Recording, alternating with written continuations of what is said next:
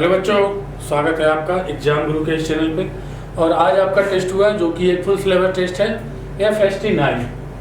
देखते हैं इसके क्वेश्चन केमिस्ट्री के जो हमारे टेस्ट पेपर में आए हुए हैं। देखते हैं क्वेश्चन नंबर 51। इस certain orbital has no angular mode, has no angular mode, angular mode नहीं है इसके पास, ठीक है। And two radial node, two radial node है। द ऑर्बिटल इज, पहला ऑप्शन चेक करो 2s में कितने एंगुलर नोड होंगे या तो रेडियल नोड होंगे।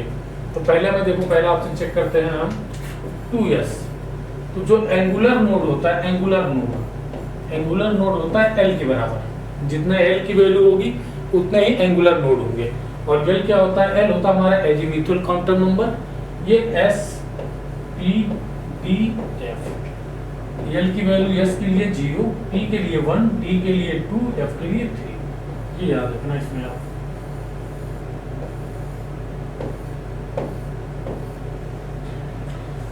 तो 2s में L की वैल्यू क्या है? 0। तो एंगुलर नोड क्या हो गया? एंगुलर नोड हो गए हमारे 0, नो एंगुलर नोड। और इसमें रेडियल नोड की, radial node n minus L minus 1। n की वैल्यू कितनी है हमारे पास? 2। L की वैल्यू 0 माइनस 1, कितना हो गया? 1। रेडियल नोड हमारे पास आ गया 1, ठीक है। और एंगुलर नोड 0 है। तो नो एंगुलर नोड, लेकिन 2 रेडियल नोड होना चाहिए, 2 रेडियल नोड होना चाहिए। और हमारे पास रेडियल नोड कितना आ रहा है? 1 आ रहा है। तो ये तो ऑप्शन कैंसिल हो गया हमारा, गलत हो गया। अब सेकंड ऑप्शन चेक करो। सेकंड ऑप्शन क्या कह रहा है? 3s। इसमें हम पहले निकालते हैं क्या? Angular node. Angular node L के बराबर होगा। और S के लिए L की वैल्यू क्या होती है? 0। तो एंगुलर नोड क्या हो जाएंगे हमारे? 0। रेडियल नोड देखो, radial node n minus L minus 1। n कितना है हमारे पास? 3 माइनस 0 माइनस 1, कितना आ गया? 2 हमारे पास आ गया रेडियल नोड और 0 आ गया एंगुलर नोड। ऑप्शन नंबर कौन सा हो गया? सेकंड। हमें पूछा है no angular node, angular node 0 आ गया। और 2 होने चाहिए, रेडियल नोड कितने होने चाहिए? 2 होने चाहिए। तो ऑप्शन कौन सा हमारा हो गया? सेकंड। ऑप्शन कौन सा हो गया? सेकंड। देख लो इसको एक बार।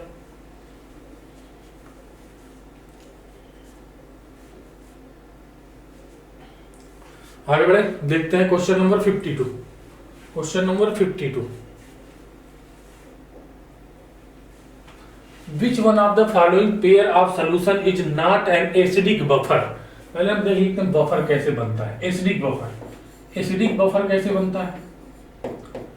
वीक एसिड होगा इसमें, weak acid plus it's salt with strong base. ये होता है एसिडिक बफर। और basic buffer weak base plus it's salt with strong acid. ये बनाएगा हमारा क्या? Basic buffer. ये बनाएगा एसिडिक बफर। पहला ऑप्शन देखते हैं। One of the following pair not an acidic buffer. कौन सा एसिडिक बफर नहीं है?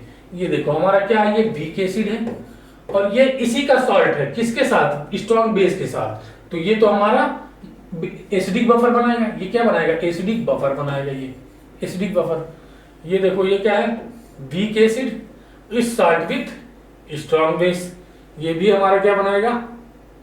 एसिडिक बफर बनाएगा। एसिडिक बफर क्यों? क्योंकि H2CO3 क्या है? वीक एसिड है और ये इसका सॉल्ट है। किसके साथ? स्ट्रॉन्ग बेस के साथ। वीक एसिड और it's salt with strong base क्या बनाएगा? Weak acid it's salt with strong base क्या बनाएगा? Acidic buffer. ये भी बनाएगा एसिडिक बफर। ये देखो H3PO4 क्या है? वीक एसिड और ये क्या है? सॉल्ट, इसी का सॉल्ट है। किसके साथ? स्ट्रॉन्ग बेस के साथ। तो ये भी बनाएगा एसिडिक बफर। अब ये देखो ये होता है हमारा स्ट्रॉन्ग एसिड और स्ट्रॉन्ग एसिड है, ये सॉल्ट बना रहा है लेकिन किसके साथ? स्ट्रॉन्ग एसिड स्ट्रॉन्ग बेस के सॉल्ट बना रहा है, ठीक है। स्ट्रॉन्ग एसिड है और ये सॉल्ट किसका है? Strong acid with strong base. तो ये हमारा कोई भी बफर नहीं बनाएगा, ठीक है, क्योंकि स्ट्रॉन्ग एसिड बफर बनाएगा नहीं। तो ऑप्शन हमारा कौन सा हो जाएगा? चौथा हमें क्या बताना था? Not an acidic buffer. कौन सा एसिडिक बफर नहीं है? चौथा। ये तीनों हमारे एसिडिक बफर बना रहे हैं। और इसका की कॉन्सेप्ट क्या है, ये देख लो इसको एक बार।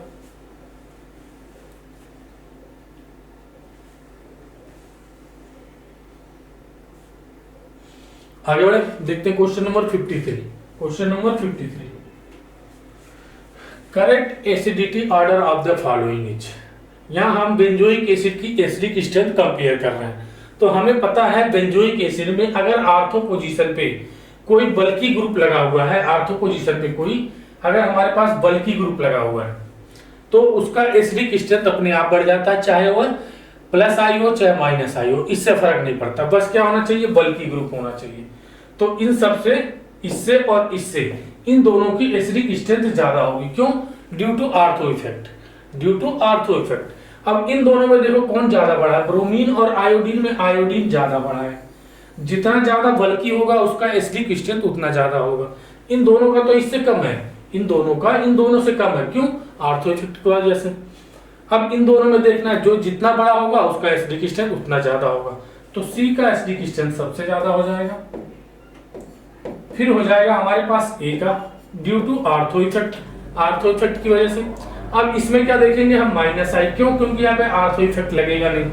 माइनस आई ज्यादा, एसिडिक स्ट्रेंथ क्या होता है, अगर हम, ये होता है माइनस एम, माइनस एच और माइनस आई, ये एसिडिक स्ट्रेंथ को बढ़ाते हैं, और प्लस एम, प्लस एच और प्लस आई, ये एसिडिक स्ट्रेंथ को कम करते हैं। ठीक है, माइनस आई बढ़ेगा तो एसिडिक स्ट्रेंथ बढ़ेगी। और यहाँ पे माइनस आई क्यों नहीं देख रहे हैं हम, यहाँ पे इसलिए नहीं देख रहे हैं क्योंकि ये आर्थो इफेक्ट लगा रहा है, और जब भी आर्थो इफेक्ट लगता है बेंजोइक एसिड का एसिडिक स्ट्रेंथ बढ़ जाता है, और ये इससे ज्यादा बल्कि है, इसलिए इसका एसिडिक स्ट्रेंथ इससे ज्यादा हो जाएगा। पहले आएगा सी, फिर आएगा ये। अब इन दोनों में हम देखेंगे जिसका माइनस आई ज्यादा होगा उसका एसिडिक स्ट्रेंथ ज्यादा होगा। तो फ्लोरीन का माइनस आई ज्यादा होता है, फ्लोरीन का कम होता है, तो बी का एसिडिक स्ट्रेंथ डी से ज्यादा हो जाएगा। तो ये हमारे पास हो जाएगा एसिडिक स्ट्रेंथ का ऑर्डर, सी का सबसे ज्यादा, फिर ए का, फिर बी का, फिर डी का। ऑप्शन नंबर कौन सा हो गया, पहला। यहाँ पे क्या लग रहा है, आर्थो इफेक्ट, आर्थो इफेक्ट, और यहाँ भी आर्थो इफेक्ट लग रहा है।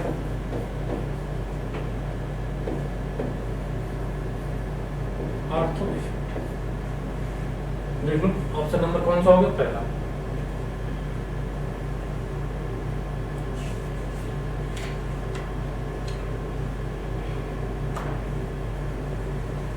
आगे बढ़े, देखते हैं क्वेश्चन नंबर 54। 54 स्पीसीज हमें दिया है, इसका बॉन्ड ऑर्डर हमें मैच कराना है। नियॉन कितने इलेक्ट्रॉन होंगे इसमें, 20, तो इसका बॉन्ड ऑर्डर कितना हो जाएगा, 0। N2 14, देखो इधर देखो, 14 का होता है 3, 13 का 2.5 और 15 का भी 2.5, 16 का 2 और 12 का 2, 17 का 1.5 और 11 का 1.5, ये हो गया 18 का 1 और ये 10 का 1.5, ये 19 का 0.5 और ये 9, इसी तरह 20 का 0 और ये 20 हो गया, ये 8 हो जाएगा। तो 20 का कितना हो गया, 0, और 14 का कितना हो जाएगा, 14 का हो जाएगा 3, 14 का कौन सा हो गया, 3। क्यों? नाइट्रोजन में कितने इलेक्ट्रॉन होते हैं, 14, 14 का 3 हो गया। 16, 16 का कितना होगा, 2, 16 का 2। F2 कितना है, 9 दूनी 18, 18 का कितना होगा, 18 का 1 हो जाएगा, 18 का 1। देखो, और इसका है पहले का कौन सा, यस, पहले का यस, दूसरे का Q, तीसरे का R और चौथे का P। ऑप्शन नंबर पहला ही हो गया हमारे पास, देख लो।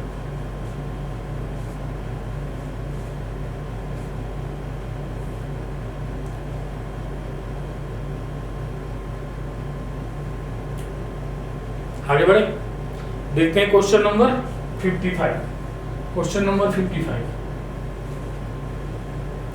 ये हमारे पास एक रेडॉक्स रिएक्शन दी गई है, इसमें हमें कोएफिशिएंट पूछ रहा है किसका, MnO4 minus C2O4 H plus का। ये एक बैलेंसिंग है, बैलेंसिंग रिएक्शन, इसको हमें बैलेंस करना है। तो सबसे पहले याद रखना, जब बैलेंसिंग जब भी करो तो अगर रिएक्शन हमारा H प्लस है, OH माइनस है, तो इसको रिएक्शन से हटा दो, ठीक है, रिएक्शन से हटा दो। जब हम हाइड्रोजन को बैलेंस करेंगे या ऑक्सीजन को बैलेंस करेंगे तो ये दोनों हमारे अपने आप ही आ जाएंगे, ठीक है। जिस तरह हमारे पास देखो इसको हटा देंगे और इसको हटा देंगे, H2O को भी और H2O भी, अगर रिएक्शन में H2O है इन तीनों को हटा देंगे, रिएक्शन से हटा देंगे। तो अब रिएक्शन इनको हटा के रिएक्शन लिखो, इन दोनों को हटा के कितना हो जाएगा MnO4 minus plus C2O4 minus 2, H plus को हटा दो, ये हो गया Mn प्लस 2 और क्या हो गया CO। अब सबसे पहला स्टेप क्या होता है, हमें पहचानना पड़ता है किसका ऑक्सीडेशन हो रहा और किसका रिडक्शन हो गया। उन एलिमेंट को पहचानना होता है जिनका ऑक्सीडेशन हो रहा होता है, जिनका रिडक्शन हो रहा होता है। अब यहाँ पे देखोगे Mn किस में है, +7 में है, और +7 से किस में जा रहा है, +2 में जा रहा है। तो यहाँ पे इसका क्या हो रहा है, रिडक्शन हो रहा है, रिडक्शन। और यहाँ पे निकालोगे इसका ऑक्सीडेशन स्टेट तो आएगा +3। अब ये +3 से किस में जा रहा है, +4 में जा रहा है, ऑक्सीडेशन स्टेट निकालोगे +4 आएगा। अब इसका क्या हो रहा है, यहाँ पे कार्बन का ऑक्सीडेशन हो रहा है। अब नेक्स्ट स्टेप क्या करेंगे, हम यहाँ पहचान गए कि किसका ऑक्सीडेशन किसका रिडक्शन हो रहा है। अब उन एलिमेंट को बैलेंस करेंगे, उन एटम या एलिमेंट को बैलेंस करेंगे जिनका ऑक्सीडेशन या रिडक्शन हो रहा है, ठीक है। Mn एक है, मॉलिक्यूल को नहीं करना है, सिर्फ एटम को करना है। Mn एक है, Mn एक है, बैलेंस है। कार्बन यहाँ 2 है, यहाँ कार्बन 1 है तो 2 से मल्टीप्लाई कर दो, सिंपल 2 से मल्टीप्लाई कर दो, ठीक है। अब इसके बाद नेक्स्ट स्टेप क्या आता है हमारा, इसके बाद नेक्स्ट स्टेप आता है balance charge by cross multiplication. Charge को हम बैलेंस करेंगे क्रॉस मल्टीप्लिकेशन के द्वारा। कैसे, पहले इसका n फैक्टर निकालो, n फैक्टर कितना आएगा, यहाँ पे 5 का चेंज आ रहा है। यहाँ पे n फैक्टर देखो +3 से +2 +4 में जा रहा है 1, लेकिन यहाँ इनर कोएफिशिएंट कितना है 2, तो इसका n फैक्टर कितना आ गया 2। अब क्रॉस मल्टीप्लिकेशन मतलब क्या होता है कि इसमें जो हमारा चेंज आया है या n फैक्टर आया है उसका मल्टीप्लिकेशन हम यहाँ करेंगे और यहाँ पे जो चेंज आया है उसका मल्टीप्लिकेशन हम यहाँ करेंगे, तो क्रॉस मल्टीप्लिकेशन इसलिए इसको कहते हैं, ठीक है। तो इसका मल्टीप्लिकेशन यहाँ पर ये हो जाएगा हमारे पास 2MnO4 माइनस प्लस ये 5C2O4 माइनस 2। अब 2Mn प्लस 2 2 से मल्टीप्लाई करेंगे, 2Mn प्लस 2 प्लस ये हो जाएगा 5 दूनी 10 CO2 10 CO2। अब देखो हमें क्या करना है, नेक्स्ट स्टेप क्या करना है, हमें ऑक्सीजन और हाइड्रोजन को छोड़ के बाकी सारे एलिमेंट को या एटम को बैलेंस कर लेना है। देखो Mn कितना 2 है, Mn 2 है, कार्बन कितना 10 है, कार्बन यहाँ पे 10 है और कोई एलिमेंट नहीं दिख रहा। कार्बन ऑक्सीजन और हाइड्रोजन को अभी भी टच मत करना अभी। अब देखो सारे एलिमेंट बैलेंस हो गए, बस अब किसको टच करो, ऑक्सीजन को। अब ऑक्सीजन को बैलेंस करना, ऑक्सीजन बैलेंस करने के लिए हम H2O जोड़ते हैं। इधर देखो 4 दूनी 8 और 20 28 ऑक्सीजन है, इधर कितने 20 है, तो क्या काम करोगे 8 H2O इसमें जोड़ दो। 8 H2O जोड़ोगे तो उसमें 8 ऑक्सीजन भी तो आ जाएगा। अब देखो हमारे पास ऑक्सीजन बैलेंस हो गया। अब क्या करना, हाइड्रोजन बैलेंस करना, क्या करके H प्लस जोड़ के। यहाँ देखो 16 हाइड्रोजन है, यहाँ एक भी नहीं है, तो इधर 16 H प्लस जोड़ दो। रिएक्शन हमारी बैलेंस हो चुकी है, चार्ज भी बैलेंस हो चुका है, सब कुछ बैलेंस हो चुका है। देखो अब कोएफिशिएंट इसका कितना आया 2, तो 2 ये हो गया 2, इसका कितना आया 5 और इसका कितना है 16। ऑप्शन नंबर पहला। देख लो हमें किसका पूछा था, Mn C2O4 और H प्लस का। बस आपको इसमें क्या करना है, कौन सा स्टेप पहले आएगा कौन सा स्टेप बाद में आएगा, स्टेप का ध्यान रखना है, रिएक्शन अपने आप बैलेंस हो जाएगी।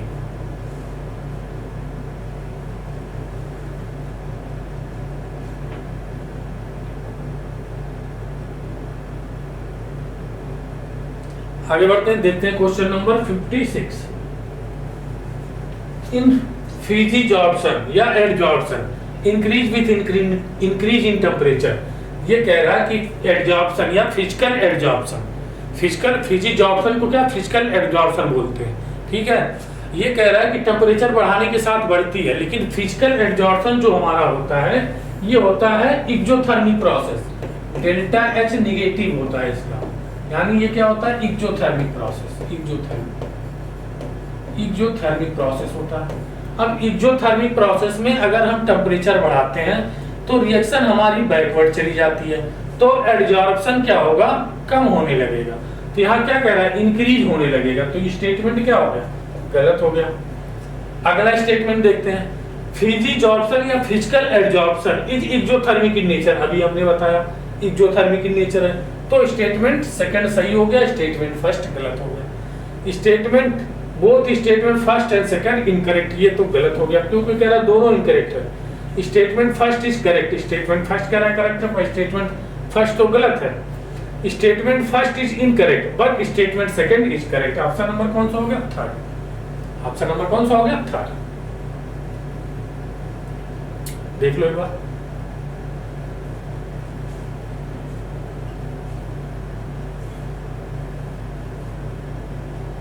आगे बढ़ते हैं, देखते हैं question number 57। Question number 57, crystal defect. Crystal defect जैसे कोई भी क्रिस्टल होते हैं उसमें जो डिफेक्ट आते हैं सम टाइम कॉल्ड, उसको थर्मोडायनेमिक डिफेक्ट बोलते हैं। क्यों, मान लो कोई क्रिस्टल, उसको टेम्परेचर दोगे तो क्रिस्टल टूटेगा, उस टूटने की वजह से उसमें डिफेक्ट आएगा। ठीक है, स्टेटमेंट फर्स्ट क्या कहते हैं, उसको थर्मोडायनेमिक डिफेक्ट कहते हैं। Number of defect generally depend on the temperature. इसमें दोनों स्टेटमेंट सही है। क्यों, टेम्परेचर ज्यादा होगा क्रिस्टल में डिफेक्ट ज्यादा आएगा। Both statement first and statement second incorrect. Statement first is correct but statement second is incorrect. Statement first, both statement first and second are correct. Option number कौन सा हो गया, चौथा। दोनों स्टेटमेंट सही है।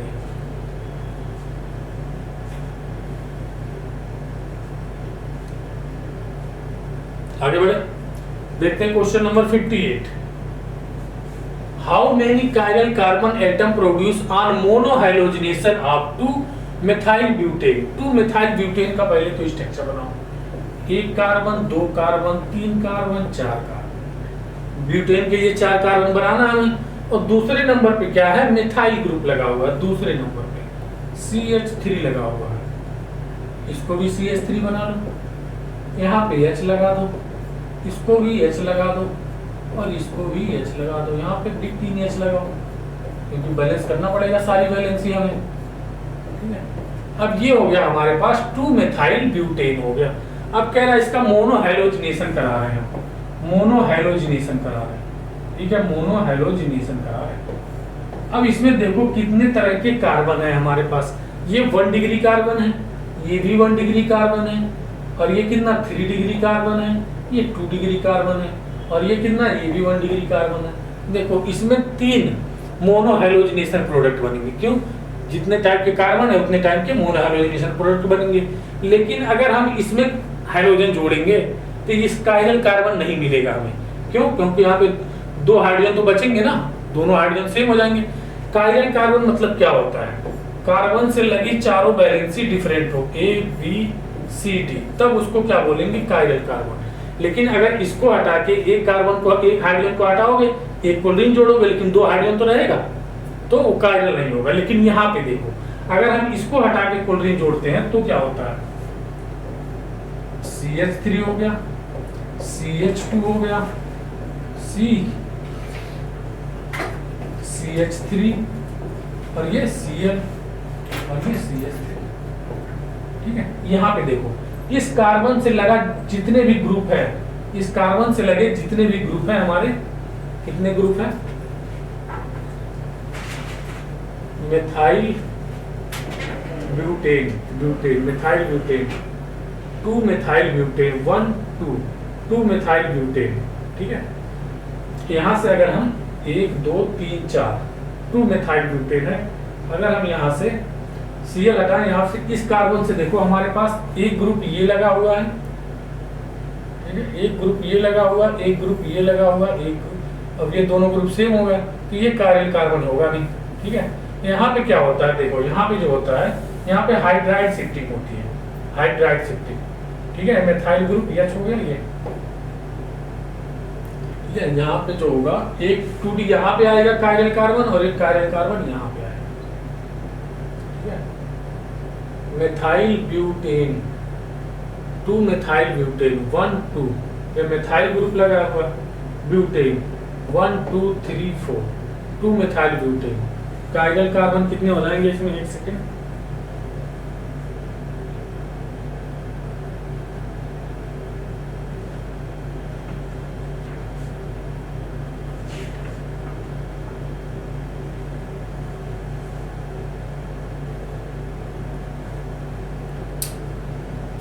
How many chiral carbon atom are produced on monohalogenation of 2-methyl butane? 2-methyl,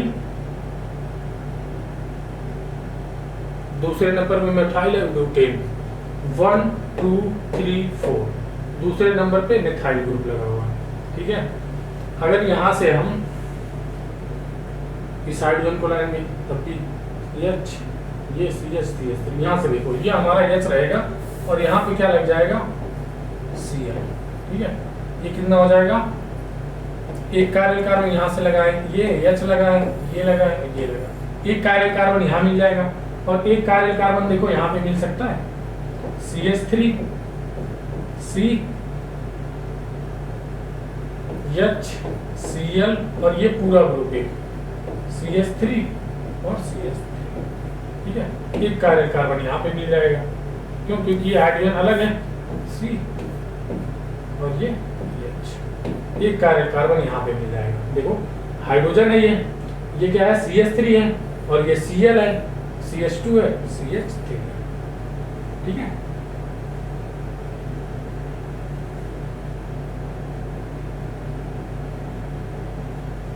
कितने मिलेंगे, 2 काइरल कार्बन मिलेंगे, ठीक है, 2 काइरल कार्बन।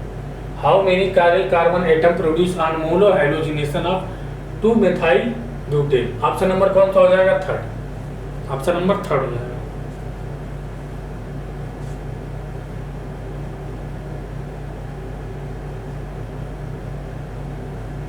आगे बढ़ते हैं, देखते हैं question number 59। Identify Z in the following sequence of reaction. Ethylene हमारे पास है, ethylene CH2 double bond CH2, इसकी रिएक्शन कर रहे हैं हम एसिडिक मीडियम में, इसका हाइड्रेशन करा रहे हैं, मतलब H+ और OH- को जोड़ रहे हैं, मतलब H2 को जोड़ रहे हैं। रिएक्शन निगेटिव, ये पॉजिटिव, पॉजिटिव को निगेटिव दे दो, निगेटिव को पॉजिटिव दे दो, ये हो जाएगा हमारे पास CH2 और ये हो जाएगा CH, देखो H को जोड़ो तो ये हो जाएगा CH3, ये हो जाएगा क्या CH3 और ये हो जाएगा CH2OH, ठीक। अब इसकी रिएक्शन किससे, ये बन गया हमारे पास X। अब इसकी रिएक्शन हम करा रहे हैं PCl3 से, अब क्या होगा, ये nucleophilic substitution reaction, CH3 CH2 और Cl, क्या होगा, ये न्यूक्लियोफिलिक सब्स्टिट्यूशन रिएक्शन होगा, ये बन जाएगा। अब देखो हमारे पास कह रहा है जेड, हम क्या ले लें कि हमारा फिर यही बन जाए जेड हम ऐसा कुछ ले लें कि जिससे हमारा क्या हो जाए, डिहाइड्रोहाइलोजिनेशन हो जाए, मतलब यहाँ से Cl और यहाँ से H निकल जाएगा तो ये क्या बन जाएगा, फिर से एल्कीन बन जाएगा। देखो ये यहाँ से फिर ये बना रहा है, ये Y है। तो अगर हम यहाँ पे एल्कोहलिक KOH ले लें, एल्कोहलिक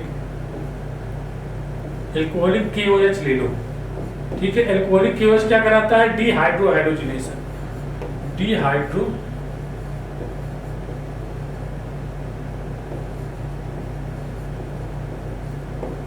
डिहाइड्रोहाइड्रोजिनेशन कराता है।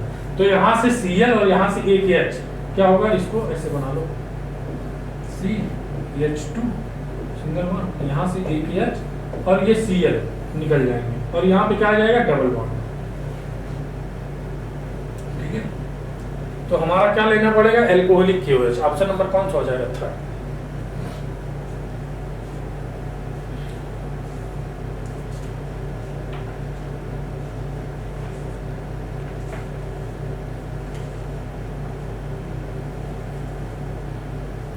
आगे बढ़े, देखते हैं क्वेश्चन नंबर 60।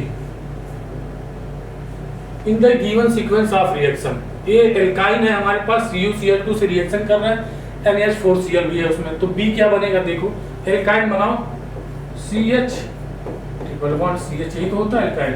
अगर हम इसमें क्या होता है, इसमें 2 मॉलिक्यूल लेते हैं इसके, ठीक है, तो 2 मॉलिक्यूल बना लेते हैं, देखो plus CH triple bond CH। अब क्या करो, इस बॉन्ड को तोड़ो, इधर नेगेटिव इधर पॉजिटिव, और यहाँ से तुम्हें क्या करना है, यहाँ से C और H इस बॉन्ड को तोड़ना है, ये निगेटिव ये पॉजिटिव। अब क्या करना है, पॉजिटिव को निगेटिव दे दो, निगेटिव को पॉजिटिव दे दो, ठीक है। तो यहाँ पे पॉजिटिव है, इसको किसको दे दो, निगेटिव को दे दो, और निगेटिव को दे दो पॉजिटिव। तो हमारा क्या बन जाएगा यहाँ पे CH2 double bond CH single bond, ये ट्रिपल बॉन्ड CH, ये बन जाएगा हमारे पास। देखो पॉजिटिव को दो निगेटिव को, निगेटिव को दो पॉजिटिव को, ये बन जाएगा हमारे पास B। क्या आ गया, ये B। अब इसकी HCl से रिएक्शन करा रहे तो इलेक्ट्रोफिलिक एडिशन रिएक्शन हो जाएगी HCl से, H प्लस और Cl माइनस, ये हो जाएगा निगेटिव, ये हो जाएगा पॉजिटिव, ठीक है। पॉजिटिव को निगेटिव दे दो, निगेटिव को पॉजिटिव दे दो, ये हो जाएगा CH2 double bond CH single bond C double bond, ये हो जाएगा Cl और ये हो जाएगा CH2, ये हमारा बन जाएगा C और ये बन जाएगा P। अब देखो हमसे पूछा क्या, इफ C गिव नियोप्रीन, ये क्या है, ब्यूटा 1,3, क्या है, ब्यूटा 1,3 डाइन और 1,2 क्लोरो ब्यूटा 1,3 डाइन, इसको क्या कहते हैं, क्लोरोप्रीन। क्लोरोप्रीन से हम क्या बनाते हैं, नियोप्रीन, ठीक है। इसको क्या बोलते हैं, क्लोरो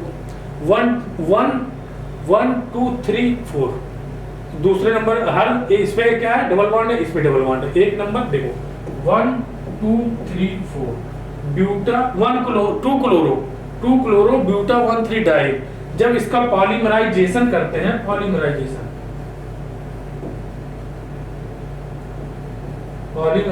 करते हैं इसका, तो हमारे पास क्या बनता है, नियोप्रीन, नेचुरल रबर। क्या बनता है, नियोप्रीन नेचुरल रबर बनता है। तो हमारे पास क्या पूछा गया है, polymerise identify the B. B हमारे पास क्या होगा, बी होगा हमारे पास, ये है बी, ठीक है। बी होता है, ये देखो विनाइल ग्रुप लगा हुआ है, विनाइल एसिटाइलिन, ये क्या है, एसिटाइल ग्रुप है, विनाइल एसिटाइलिन। ऑप्शन नंबर कौन सा हो जाएगा, सेकंड, विनाइल एसिटाइलिन। बी हमसे पूछ रहा है, ठीक है, विनाइल एसिटाइलिन। हमने तो सी भी बना लिया है, इसी का पॉलीमराइजेशन करेंगे तो हमारे पास नियोप्रीन बनेगा। आगे बढ़े, देखते हैं क्वेश्चन नंबर 61।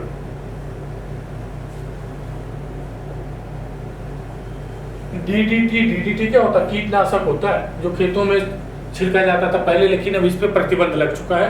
क्यों, क्योंकि ये होता है क्या, नॉन बायोडिग्रेडेबल पॉल्यूटेंट। ये एक बार अगर हम डाल देंगे तो ये खत्म नहीं होगा, ये खत्म नहीं होगा, रिसाइकलिंग होता रहेगा, कभी खत्म नहीं होगा।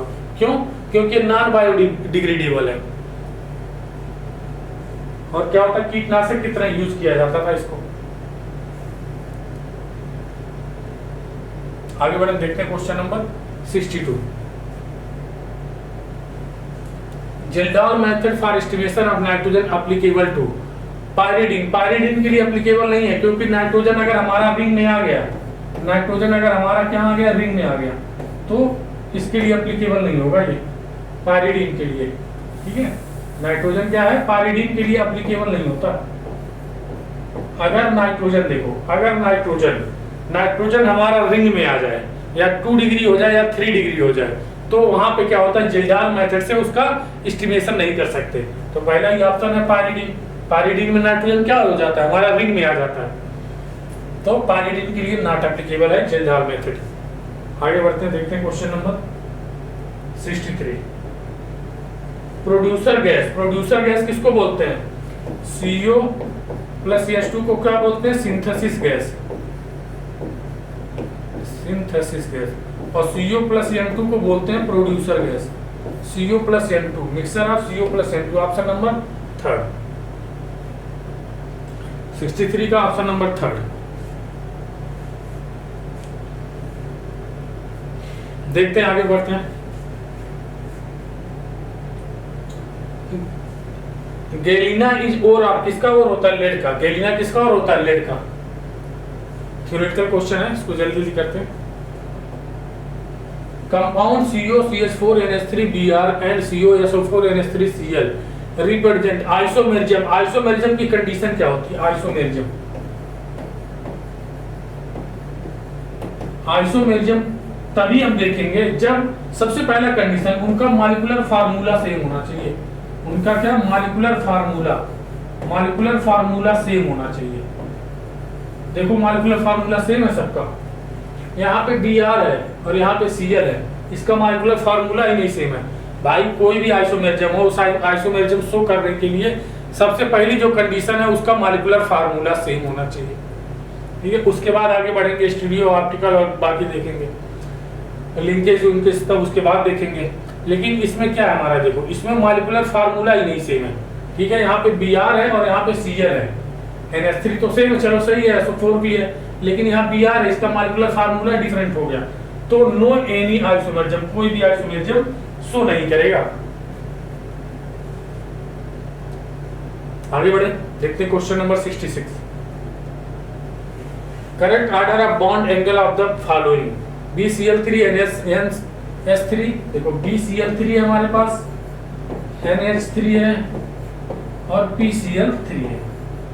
इसमें देखो इसका स्ट्रक्चर क्या होगा, BCl Cl Cl, यहाँ पे एंगल sp2 हाइब्रिडाइजेशन एंगल कितना आएगा 120 डिग्री। यहाँ पे N एक lone pair H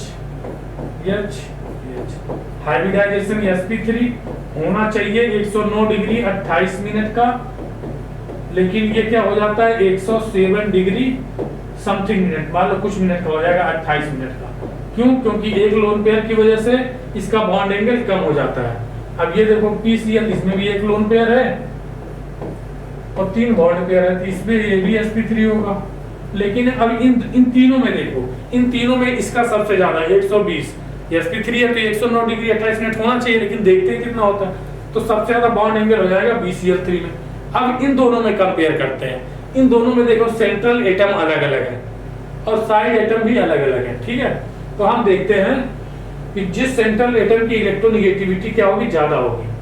central atom की इलेक्ट्रोनेगेटिविटी अगर ज्यादा है, ठीक है, तो इलेक्ट्रॉन को खींचेगा, ये बॉन्डेड इलेक्ट्रॉन को अपने पास खींचेगा। यहाँ पे मान लो यहाँ तक गया है, यहाँ आएगा, यहाँ आ गया। अब इनके बीच में क्या होगा, रिपल्सन होगा, ठीक है। रिपल्सन होगा तो ये बॉन्ड एंगल बढ़ जाएगा, ये बॉन्ड एंगल क्या होगा, बढ़ जाएगा। तो उसके बाद इसका हो जाएगा, फिर इसका, तो क्या आंसर होगा BCl3 NH3 और PCl3, ऑप्शन नंबर पहला, 66 का ऑप्शन नंबर पहला।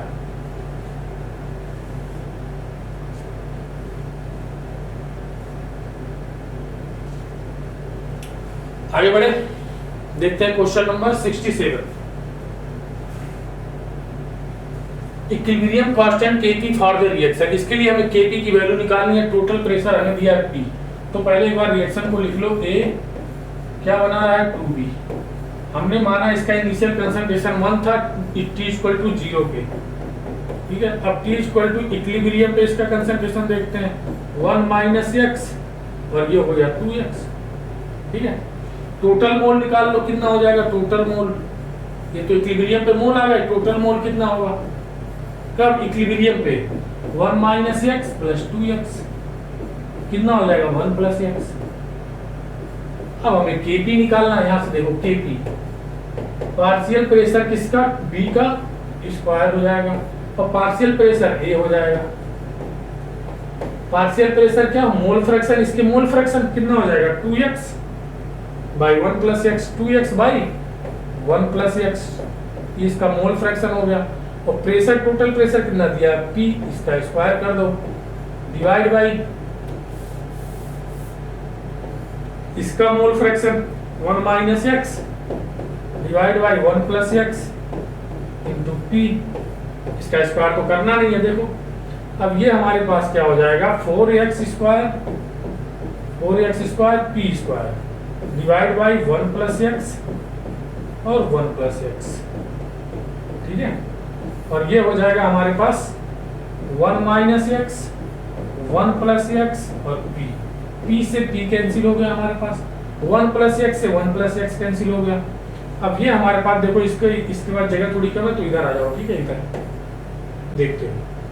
ये Kp इक्वल टू हो जाएगा हमारे पास 4x स्क्वायर और P, क्यों, एक P से एक P तो कैंसिल हो गया, 4x स्क्वायर P, ये हो जाएगा 1 प्लस x और 1 माइनस x, ये ऊपर चला जाएगा, ठीक है, ये वाला ये तो कैंसिल हो गया, ये ऊपर चला जाएगा 1 प्लस x 1 माइनस x। इसको हम क्या लिख सकते हैं 4x स्क्वायर P 1 का स्क्वायर माइनस x का स्क्वायर, ये हो जाएगा kp।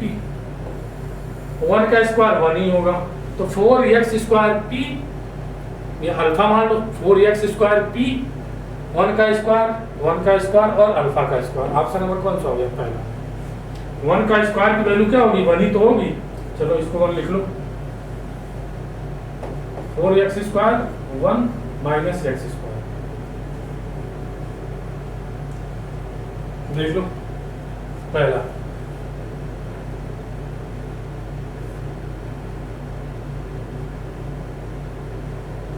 आगे बढ़े, 68 नंबर देख लो। Want a factor for K3 efficiency 6 if alpha हमें दिया है कितना दिया है? 75%। तो I इक्वल टू हमें पता है फॉर डिसोसिएशन, डिसोसिएशन के लिए अल्फा इक्वल टू क्या होता है? I equal to van't Hoff factor, इसको बोलते हैं van't Hoff factor. I equal to 1 plus n minus 1 alpha. n क्या है? Number of ion. कितने आयन होंगे इसमें? 3k प्लस हो जाएगा, 3k प्लस और Fe Cn, चलो यहाँ लिख लेते हैं इसको, ठीक है। ये है K3 Fe Cn 6, इसको तोड़ो, ये हो जाएगा 3k प्लस और प्लस हो जाएगा Fe Cn 6 माइनस, कितने आयन हो गए? 3 और 1 4, कितने आयन हो जाएंगे? 3 4 आयन। n की वैल्यू कितनी होगी? 4। n की वैल्यू 4 रखो यहाँ पे, ये हो जाएगा I 1 प्लस 4 माइनस 1 और अल्फा कितना है? 75/100, ठीक है। अब ये हो जाएगा I इक्वल टू 1 प्लस 3 में 4 में से 1 गया, 3 इंटू 75/100, ठीक है। 75/100 ये कितना हो जाएगा? 0.75 लिख दें इसको, ठीक है। और ये हो जाएगा हमारे पास 3 × 15 के 5, 3 × 7 21, 1 22, कितना? 2 अंक के बाद दशमलव, ठीक है। अब ये देखो हो जाएगा 1 प्लस 2.525, ये कितना हो जाएगा? 3.25, 3.25। आई की वैल्यू कितनी आ गई? 3.25। ऑप्शन नंबर 3 देख लो इसको एक बार।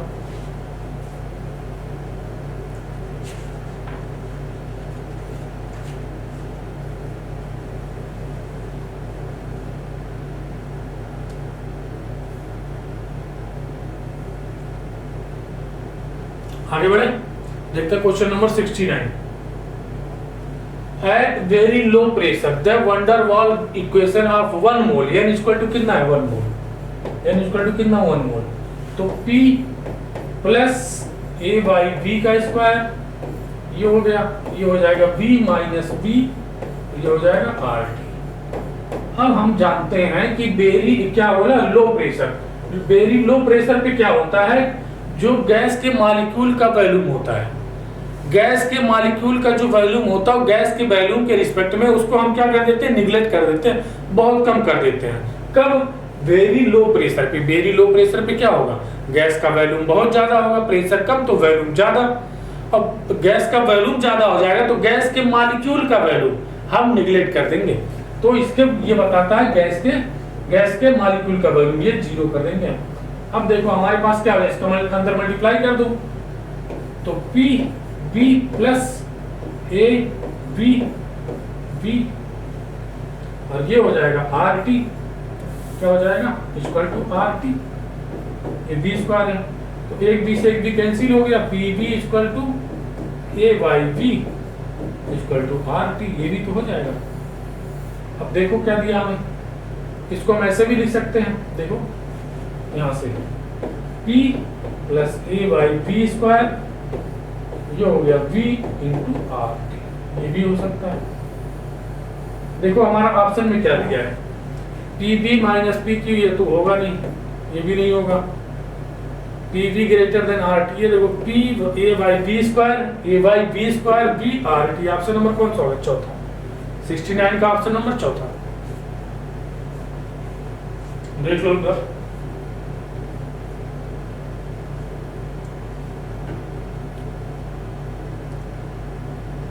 आगे बढ़ते हैं, देखते हैं question number 70। Delta G for the reaction KP हमें दिया गया है, डेल्टा जी निकालना है। तो डेल्टा जी हमारे पास होता है -2.303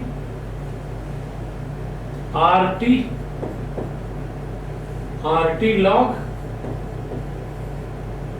log केपी, ठीक है। तो ये हमारे पास हो जाएगा यहाँ से -2.303, आर की वैल्यू 8.3, क्यों? क्योंकि जूल में आंसर है, मतलब इसलिए 8.3 ले लिया हूँ। टेम्परेचर कितना है, देखो टेम्परेचर कितना है 25 डिग्री सेल्सियस, मतलब 298 केल्विन। लॉग केपी की वैल्यू कितनी दी है 4.42, 4.4 ही लिख दो, इंटू 10 टू पावर 4, ये हो गया, ठीक है। अब इसको सॉल्व करते हैं, देखो -2.303 इंटू 8.3 और ये हो जाएगा 298। इसको सॉल्व करोगे तो log 4.4 और ये हो जाएगा प्लस log 10 टू पावर 4। इसको सॉल्व करेंगे तो हो जाएगा 4। और 4.4 की वैल्यू कितनी होती है, log 4.4 की वैल्यू होती है 0.65, ठीक है। तो ये हो जाएगा हमारे पास, सॉल्व करोगे कितना 4.65 298 इंटू 4.65। अब इसका कैलकुलेशन करोगे तो हमारा अप्रॉक्स आ जाएगा -26.47 किलो जूल आएगा, किलो जूल पर मोल, ठीक है। इसको कैलकुलेट करोगे तो ये आंसर आएगा। तो ऑप्शन कौन सा हो जाएगा, पहला। तो हमारा कौन सा है 70 का ऑप्शन नंबर पहला।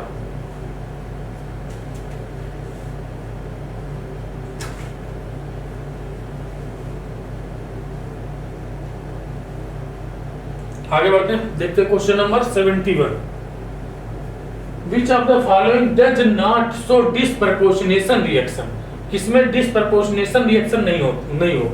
डिस्प्रपोर्शनेशन मतलब होता है कि जिस एलिमेंट का ऑक्सीडेशन हो उसी एलिमेंट का रिडक्शन हो, उस रिएक्शन को डिस्प्रपोर्शनेशन रिएक्शन कहते हैं।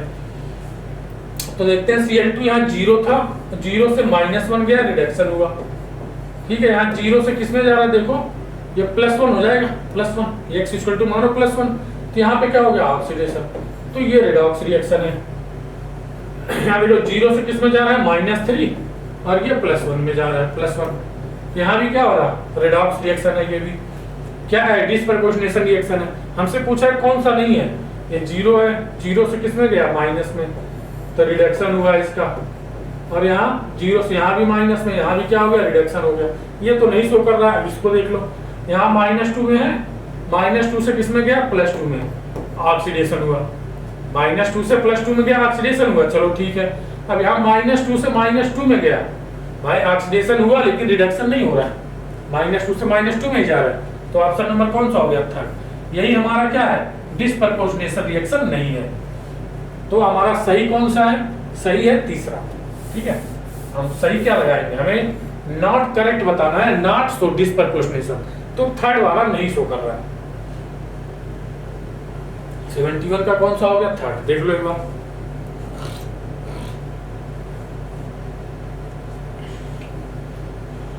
आगे बढ़े, 72 नंबर।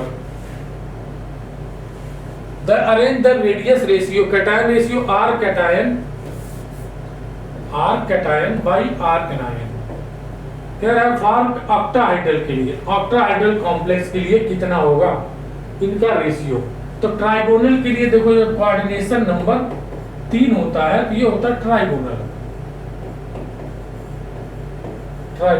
इसके लिए रेडियस रेशियो जो आती है 0.225 से कम, और क्या होनी 0.225 से कम या इसके बराबर, या 0.155 से ज्यादा होनी चाहिए, ठीक है। और उसके बाद 0.225 से और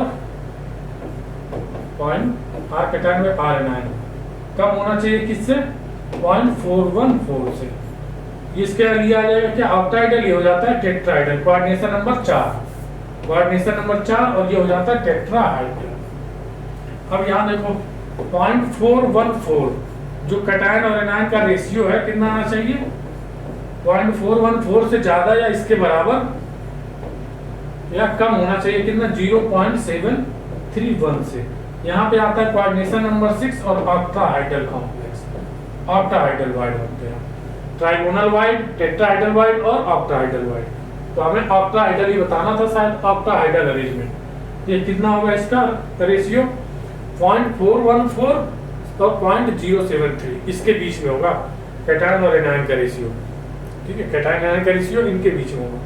तो ऑप्शन नंबर कौन सा हमारा है, फोर्थ। इसके आगे देखोगे तो 0.731 से ज्यादा cation by anion, cation by anion, और कम होता है किससे, 1 से। ये बनाता है 8 और क्यूबिकल वाइड बनाता है, क्यूबिकल वाइड, क्यूबिकल वाइड। ठीक है, 72 का कौन सा हो गया, ऑप्शन नंबर चौथा।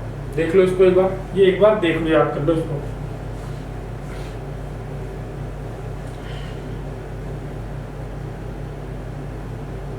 आगे बढ़े, देखते क्वेश्चन नंबर 73। कॉलम मैच कराने, KMnO4 हमारा क्या होता है, ऑक्सीडाइजिंग, बहुत बढ़िया ऑक्सीडाइजिंग एजेंट होता है। ठीक है, SnCl2, K2SO4, SnCl2 ये क्या +2 में है तो इसका ऑक्सीडेशन होगा तो यूज है रिड्यूसिंग एजेंट। A का हो गया Q, B का हो गया R, A का हो गया Q, B का हो गया R, A का Q, B का R। तो ये दो ऑप्शन गलत है और इन दोनों ऑप्शन को देखते हैं हम। अब ZnSO4, ZnSO यूज है डेनियल सेल में यूज होता है, ये किस रूप में, साल्ट इलेक्ट्रोलाइट्स के रूप में। और K2SO4 यूज है साल्ट ब्रिज के रूप में यूज किया जाता है। तो C का S हो गया, C का S और D का P। ऑप्शन नंबर कौन सा हो गया, सेकंड। 73 का option number second.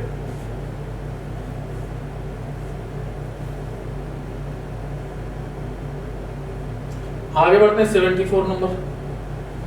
Lithium is predominantly covalent in compound. ठीक है, ये क्या होता है, कोवैलेंट होता है, सही बात है, ये कोवैलेंट होता है assertion. Electronegativity difference between lithium and 2 small, ये इसकी वजह से नहीं होता, रीजन इसका गलत है। ठीक है, असर्शन सही है, assertion is correct but reason is not correct। Option number कौन सा होगा, सेकंड।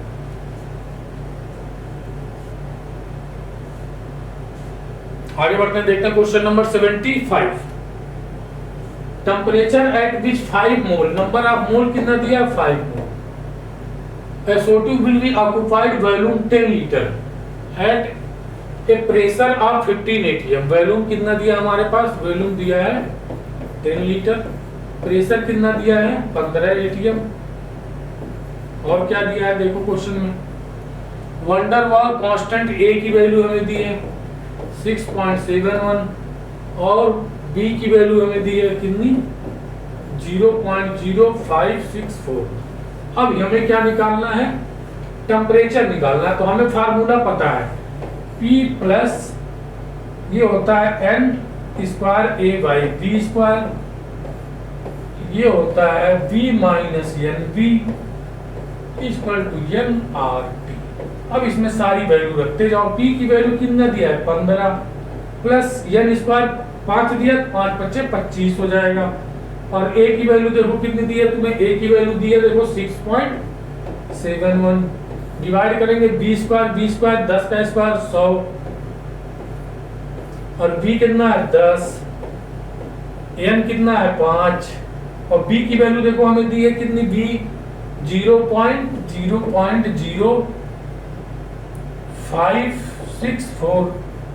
अब इसको बराबर कितना, N की वैल्यू कितना 5, R की वैल्यू कितना लेंगे 0.0821 लेंगे, 0.0821। ये टेम्परेचर हमें निकालना है। ठीक है, इसके बाद हम यहाँ से देखते हैं, थोड़ी जगह कम है, यहाँ आ जाओ इसके बाद, ये यहाँ पे। तो हमें देखो टेम्परेचर निकालना है। ठीक है, इसको सॉल्व करो।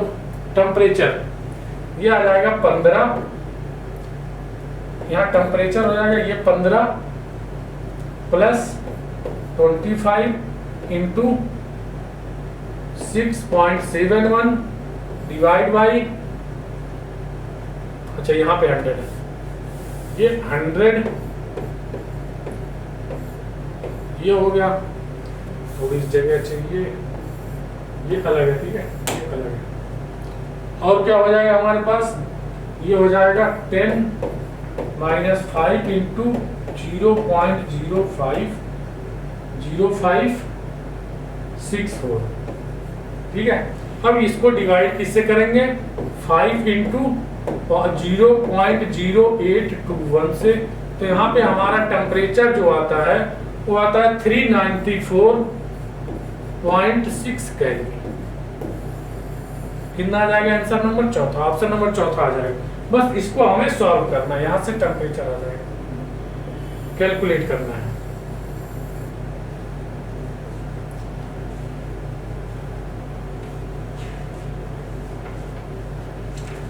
देख लो इसको एक बार, बस फार्मूले में सारी वैल्यू तुम्हें दी गई है, फार्मूले में पुट करो, कैलकुलेट करो, आंसर आ जाएगा। आगे बढ़े, क्वेश्चन नंबर 76।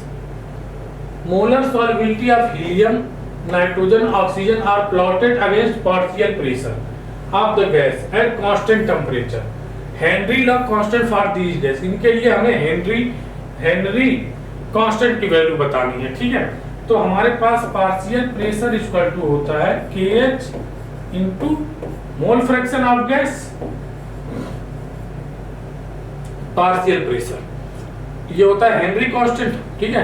हम क्या करते हैं, पार्शियल प्रेशर को कांस्टेंट कर दो, ऐसे ऐसे कांस्टेंट कर दिया, एक चीज को लाइट थोड़ी टेढ़ी लगी, ऐसे क्या कर दिया, कांस्टेंट कर दिया, ठीक है। पार्शियल प्रेशर को हमने कांस्टेंट कर दिया, तो देखो सॉल्युबिलिटी का ऑर्डर क्या आ रहा है, ऑक्सीजन में सॉल्युबिलिटी सबसे ज्यादा, फिर नाइट्रोजन की, फिर हीलियम की। अगर हमने पार्शियल प्रेशर क्या किया, कांस्टेंट कर दिया, इस वैल्यू को क्या किया, कांस्टेंट कर दिया, ये वैल्यू हमारी कांस्टेंट है। तो कांस्टेंट वैल्यू ये हो गई, तो x हमारे पास क्या हो जाएगा, x गैस हो जाएगा पार्शियल प्रेशर बाई KH, क्या हो जाएगा, partial pressure by Henry constant. अब जैसे सॉल्युबिलिटी बढ़ेगी, ये क्या, मोल फ्रैक्शन, और मोल फ्रैक्शन सॉल्युबिलिटी को ही बताता है, ठीक है। मोल फ्रैक्शन ज्यादा तो सॉल्युबिलिटी ज्यादा। अब जैसे जैसे ये तो वैल्यू कांस्टेंट हो गई है हमारी, ये वैल्यू अगर कांस्टेंट हो गई है तो x गैस हमारे पास क्या हो जाएगा, इनवर्सली प्रोपोर्शनल KH हो जाएगा, ठीक है, इनवर्सली प्रोपोर्शनल KH हो जाएगा। x बढ़ेगा तो सॉल्युबिलिटी बढ़ेगी, सॉल्युबिलिटी बढ़ेगी तो KH की वैल्यू कम होगी। अब सॉल्युबिलिटी का ऑर्डर इसमें क्या है हमारे पास, सॉल्युबिलिटी का ऑर्डर, सॉल्युबिलिटी है x का ऑर्डर, सॉल्युबिलिटी है x का गैस का ऑर्डर। अगर देखो किसी भी गैस में अगर मोल फ्रैक्शन ज्यादा है उसके, तो उसकी सॉल्युबिलिटी ज्यादा है किसी भी सॉल्यूशन में, तो सॉल्युबिलिटी का ऑर्डर कौन सा हो जाएगा, O2 सबसे ज्यादा, फिर N2, फिर हीलियम। ये है सॉल्युबिलिटी का ऑर्डर। और इसका उल्टा हमारा क्या हो जाएगा, KH का ऑर्डर, KH का ऑर्डर इसका उल्टा कर दो, मतलब हीलियम सबसे ज्यादा, फिर N2, फिर O। ये हमारा आ जाएगा KH का ऑर्डर, इसका हेनरी कांस्टेंट का ऑर्डर, और ये किसका ऑर्डर है, सॉल्युबिलिटी का ऑर्डर, सॉल्युबिलिटी का ऑर्डर है, ठीक है। तो हमारे पास ऑप्शन देखो कौन सा होगा, हीलियम, नाइट्रोजन और ऑक्सीजन, ऑप्शन नंबर सेकंड। ये किसका ऑर्डर है, ये सॉल्युबिलिटी का ऑर्डर है, और ये सॉल्युबिलिटी का क्या है, सॉल्युबिलिटी बढ़ेगी, ये x के लिए तो सॉल्युबिलिटी भी लिख सकते हो, ठीक है, यहाँ पे सॉल्युबिलिटी भी लिख सकते हो, तो KH की वैल्यू कम होगी। तो ऑप्शन नंबर कौन सा हो गया, सेकंड। हेनरी लॉ का बहुत अच्छा क्वेश्चन है ये।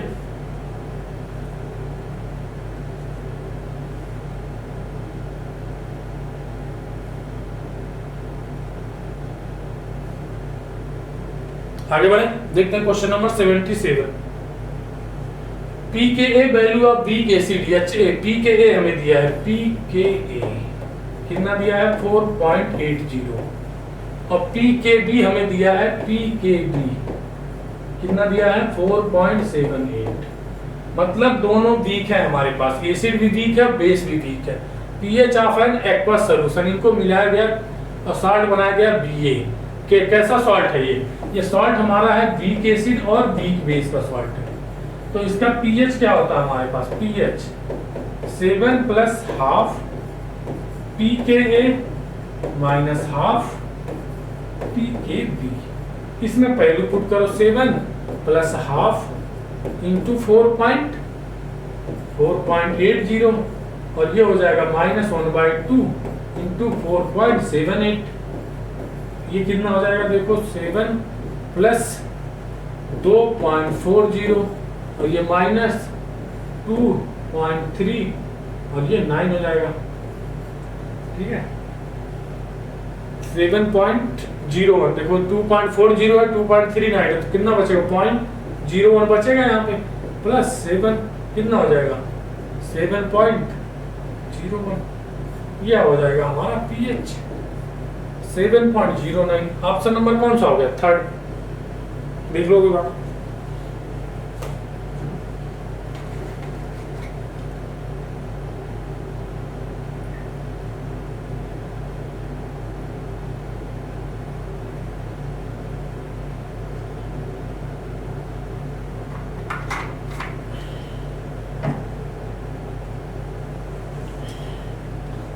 देखते हैं नेक्स्ट क्वेश्चन 78 नंबर।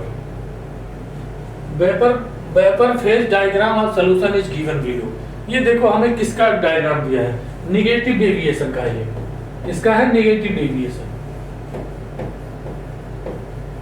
अब देखो इसमें से कौन सा नेगेटिव डेविएशन शो करेगा एथेनॉल प्लस साइक्लोहेक्सेन कैसा डेविएशन पॉजिटिव डेविएशन।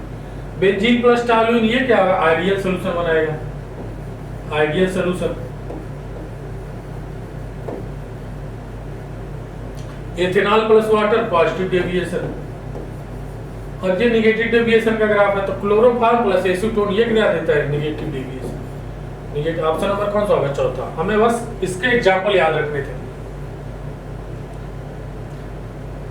आगे बढ़े थ्योरेटिकल क्वेश्चन है ग्राफ देख के डरना नहीं है। आगे बढ़ते हैं 79 number. Coating of medicinal capsule is made up of polymer किसका पीएचबीबी का बनता है पॉली बीटा हाइड्रॉक्सी ब्यूटरेट और पॉली बीटा हाइड्रॉक्सी बर्बरेट का बनता है पीएचबीबी। ये पॉलीमर है। इसका क्या होता है जो कैप्सूल होते हैं उसकी कवरिंग बनाई जाती है और ये क्या होते हैं बायोडिग्रेडेबल होते हैं बायोडिग्रेडेबल।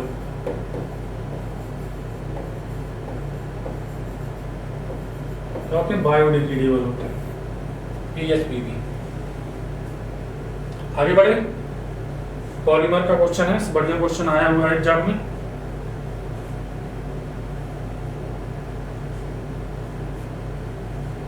आगे बढ़े क्वेश्चन नंबर 80 देखते हैं क्या कह रहा है हमारे पास both lithium and magnesium display several single property due to the diagonal relationship however the one which is incorrect. हमें बताना है क्या लिथियम और मैग्नीशियम कुछ होती है सिमिलर प्रॉपर्टी ठीक है लेकिन बोथ फॉर्म सॉल्युबल बाइकार्बोनेट ये तो सही है। अब इसमें बताना कौन सा इनकरेक्ट है। दोनों बाइकार्बोनेट बनाते हैं सॉल्युबल होते हैं बोथ फॉर्म नाइट्राइड दोनों नाइट्राइड बनाते हैं नाइट्राइड और बोथ लिथियम NO2 दोनों ये भी सही है। बोथ फॉर्म बेसिक देखो मैग्नीशियम क्या होता है बेसिक बनाता है कार्बोनेट बेसिक बनाता है MgCO3 लेकिन लिथियम बेसिक नहीं बनाता है ये क्या होता है बेसिक लेकिन ये बेसिक नहीं होता है। बोथ फॉर्म बेसिक ये वाला गलत हो गया ऑप्शन हमें इनकरेक्ट ही बताना था शायद। देखो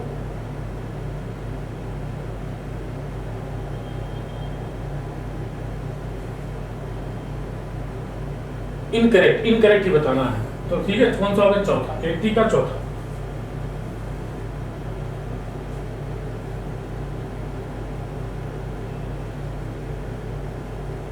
आगे बढ़ते हैं देखते हैं question number 81। Product obtained by the chlorine gas react with cold dilute aqueous NaOH Cl2 की रिएक्शन हम करा रहे हैं NaOH से तो यहाँ पे हमारा बनता है Cl- और ClO- और Na+ भी बनता है Na+ और H2O बनता है तो हमारे पास देखो क्या बनेगा Cl- और OCl- ऑप्शन नंबर सेकंड 81 का कौन सा हो गया ऑप्शन नंबर सेकंड देख लो एक बार।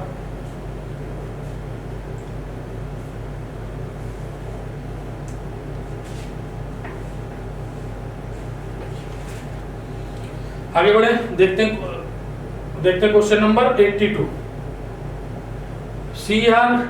CR में कॉम्प्लेक्स ये कॉम्प्लेक्स बना रहा है इसमें XY की वैल्यू बतानी है what is the value of XY।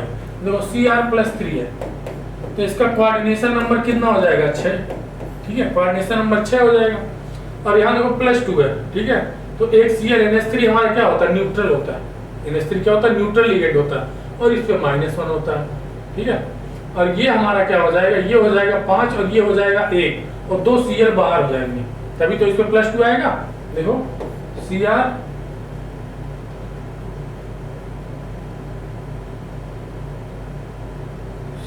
NH3 पूरा कंपाउंड मिलके हमारा 0 होना चाहिए, NH3 5 और ये Cl 1 और ये हो जाएगा Cl2, ठीक है, तभी तो 2Cl- और Cl+, तभी न्यूट्रल होगा।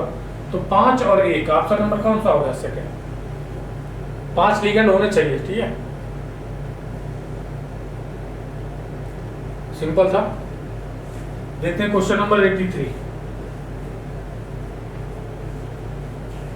Identify A and C, A और सी हमें बताना है। ये तुम्हें क्या दिख रहा है, कंसंट्रेट NaOH, कैनिजारो रिएक्शन, क्यों, क्योंकि अल्फा हाइड्रोजन अब्सेंट है, अल्फा हाइड्रोजन अब्सेंट, तो क्या होगा, कैनिजारो रिएक्शन होगा, ठीक है। तो इसके 2 मोल लेंगे हम, तो एक हमारा बनाएगा ये CH2OH, ठीक है, ये हमारा बन जाएगा। देखो पहले हमारा बनेगा COONA, और दूसरा क्या बनेगा, 2 मॉलिक्यूल हमने लिए इसके, 2 मॉलिक्यूल, ठीक है, और एक दूसरा बनेगा CH2OH। अब इसका ऑक्सीडेशन कराओगे, तो इसका ऑक्सीडेशन कराओगे तो हमारे पास बन जाएगा इसका, देखो A है, ये A है और ये है B। अब इसका KMnO4 से रिएक्शन कराओगे, KMnO4 से, तो ये क्या है, ऑक्सीडाइजिंग एजेंट है, ये इसका ऑक्सीडेशन करके एसिड बना देगा, दोनों को एसिड बना देगा, COOH बना देगा, दोनों को एसिड बना देगा, ठीक है। तो A हमारा हो जाएगा COONA, और क्या हो जाएगा, C हो जाएगा, ये है C हो जाएगा एसिड। ये कौन सी रिएक्शन है, कैनिजारो रिएक्शन, कैनिजारो रिएक्शन, क्यों, क्योंकि इसमें अल्फा हाइड्रोजन अब्सेंट है। 83 का कौन सा हो गया, सेकंड।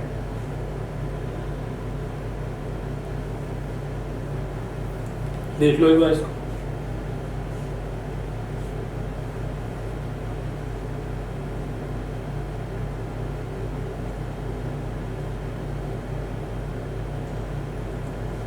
आगे बढ़े, देखते हैं question number 84। Glucose and cane sugar, cane sugar क्या, सुक्रोज भी होता है, कैन शुगर C12H22 वही क्या है, सुक्रोज भी होता है, ये ग्लूकोज, ये क्या है, रिड्यूसिंग शुगर है, रिड्यूसिंग शुगर, और ये क्या है, non reducing, non reducing, non reducing sugar. इसको हम क्या फिलिंग सोल्यूशन से अलग कर सकते हैं, कर सकते हैं। 84 का पहला, इसको अलग करना है हमें, तो फिलिंग सोल्यूशन से अलग कर सकते हैं। बायोमॉलिक्यूल का क्वेश्चन है, अच्छा क्वेश्चन है। आगे बढ़े, 85 नंबर देखते हैं। विप्रोफेन, विप्रोफेन क्या होता है, हमारा एनाल्जेसिक, दर्दनाशक होता है विप्रोफेन, तो 85 का दूसरा। आगे बढ़े, 86। Reduction of an unsaturated hydrocarbon in the presence of nickel alloy, nickel और निकिल NaOH के प्रेजेंस में।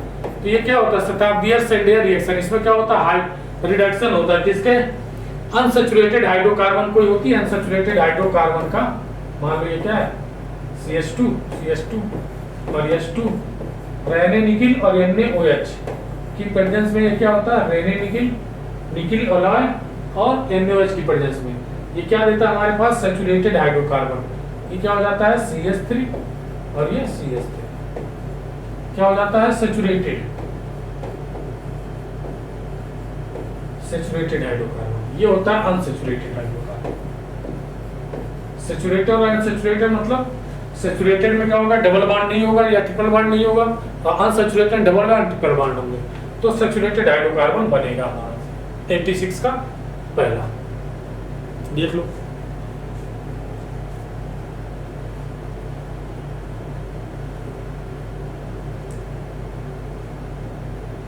आगे बढ़े, देखते हैं क्वेश्चन नंबर 87।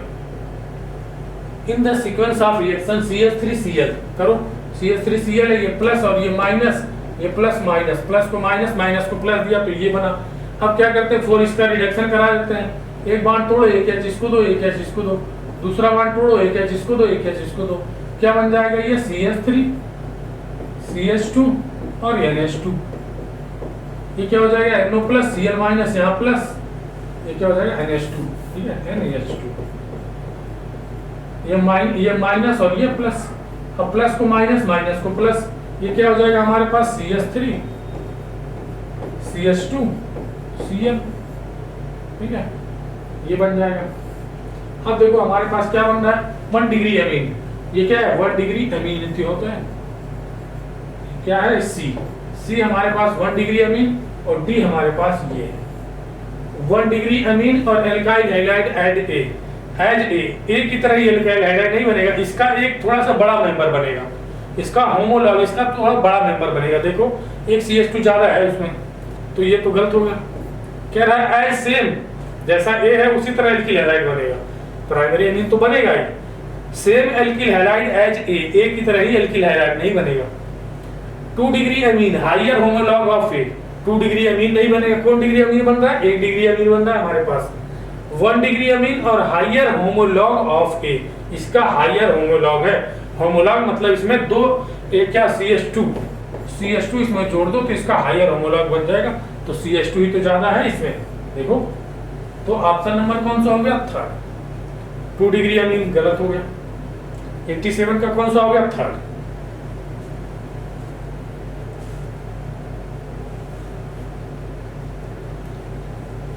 आगे बढ़े, 88 नंबर देखते हैं। ये क्या है, इलेक्ट्रोफिलिक एडिशन रिएक्शन है, इलेक्ट्रोफिलिक एडिशन रिएक्शन। SBr जोड़ रहे हैं, इलेक्ट्रोफिलिक एडिशन रिएक्शन कहाँ होता है, एल्कीन और एल्काइन पे। ये बॉन्ड तोड़ो, इधर निगेटिव इधर पॉजिटिव, और ये पॉजिटिव और ये निगेटिव, दे दो इसको पॉजिटिव को निगेटिव, निगेटिव को पॉजिटिव तोड़ दे दो बस। ये हमारे पास क्या हो जाएगा, ये तो बेंजीन है, ये हो जाएगा ऐसे ऐसे, और ये डबल बॉन्ड O, और यहाँ पे क्या आ जाएगा, यहाँ पे Br आ जाएगा और यहाँ पे CH3 आ जाएगा। H को यहाँ जोड़ देंगे तो हमारा ये बनना चाहिए। देखो क्या बन रहा है,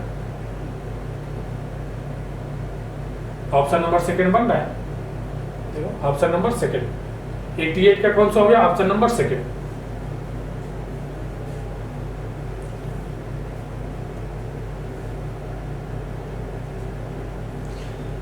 आगे बढ़े, देखते हैं question number 89। Choose the correct relation that can be possible for elementary reaction. कोई अगर एलिमेंट्री रिएक्शन क्या होती है, जो सिंगल स्टेप में कंप्लीट हो, और एलिमेंट्री रिएक्शन के लिए फॉर एलिमेंट्री रिएक्शन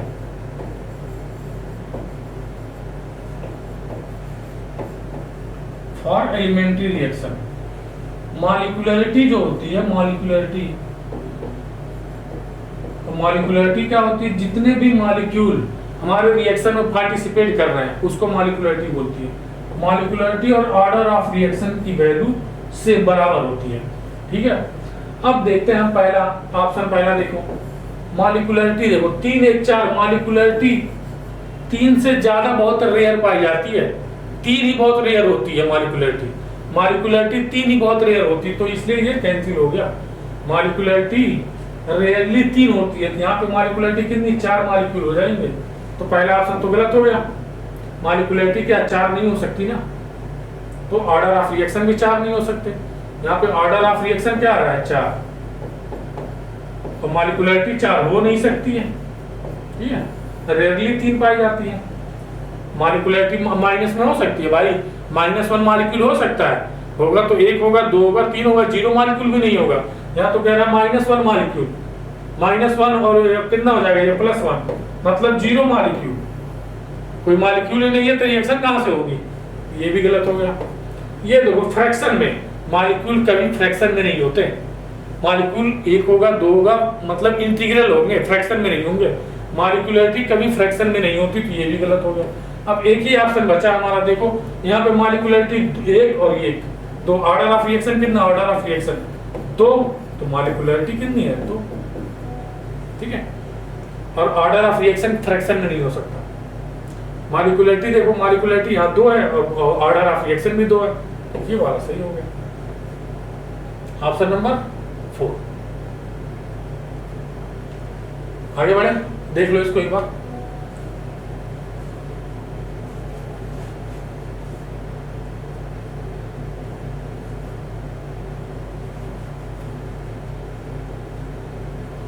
देखते हैं next question 90 number. POP linkage इन P4O10, P4O10 का स्ट्रक्चर बनाओ। ठीक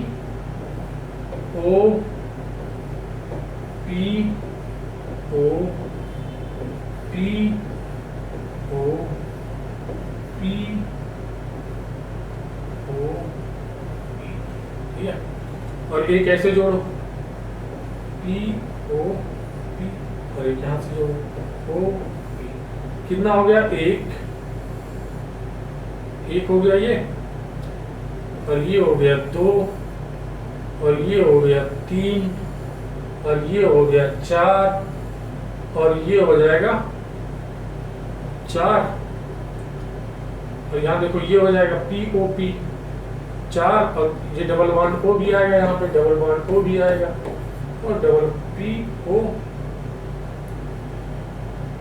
और एक ये हो गया 5, और एक यहाँ भी तो हो जाएगा, ये हो जाएगा 6, कितना हो जाएगा 6, POP में 6 हो गए, और P4O6 में यहाँ देखो डबल बॉन्ड लगेगा, सबसे double bond O, double bond O, double bond O, ये P4O10 का है, P4O10, 1 2 3 4 6 तो इसी में आ गए, तो इसमें भी तो 6 आएंगे, देखो O P O P O P O, अब ऐसे जोड़ दो इसको O,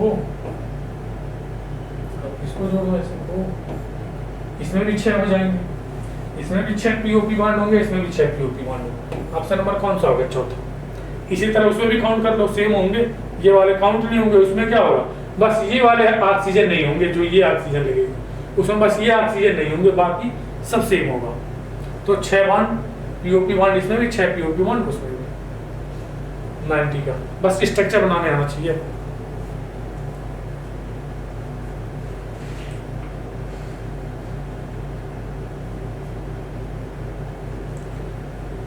देखते हैं next question 91 number. Which metal sulphate is least soluble in water, नीचे की तरफ आने पे क्या होता है, एल्कलाइन अर्थ मेटल के सल्फेट में नीचे की तरफ आने पर, ग्रुप में नीचे की तरफ आने पे सॉल्युबिलिटी क्या होती है, डिक्रीज होती है। तो लीस्ट सॉल्युबल कौन सा होगा, SR4, नीचे की तरफ आएंगे तो सॉल्युबिलिटी